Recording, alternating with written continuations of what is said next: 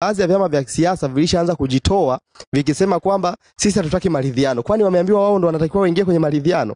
Maridhiano yanayotakiwa ni kati ya mwananchi pamoja na serikali yake ambayo inamuongoza na ambayo aliweka yeye madarakani. Hiyo ni moja. Lakini namba mbili, maridhiano ambayo yanahitajika sasa hivi, serikali inapaswa kujua ni wapi wananchi wanapigia kelele, ni wapi wananchi wanalalamikia, waende kutekeleza. Kwa mfano, kama wananchi wanalalamika swala la ajira, serikali imwage ajira.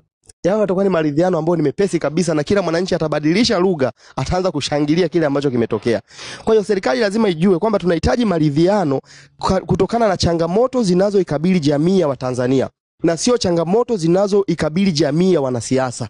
Mwanasiasa yupo kwa maslahi. Hata leo kimwambia mnakaa kwenye vikao vya maridhiano, yeye atatafuta sera za kukubadilisha wewe iwe rahisi kwake yeye kukalia kiti ambacho wewe umekalia. Yupo kimaslahi. Kwa hiyo ni lazima tujue kwamba maridhiano yanayohitajika ni kati ya mwananchi na serikali yake. Sio kati ya serikali na vyama vya kisiasa ambavyo wenyewe vipo kwa ajili ya kutafuta madaraka. Mwananchi anataka nini? Mwananchi analia njaa. Serikali ifanye nini? Inatafuta solution, na hiyo ndio inakuwa maridhiano yaliyo sahihi, bwana Samson Charles. Yes, kwa tujitenge mbali sana na wanasiasa. Nimeshaona wengine wameanza kujitenga kwamba sisi hatutoingia kwenye maridhiano. Sisi kwani mmekaribishwa? Maridhiano sio lazima yaguse kila mtu, bali maridhiano ni lazima yaguse jamii ambayo inazunguka nini? Serikali yetu pamoja na nchi yetu ya Jamhuri ya Muungano wa Tanzania. Ndio.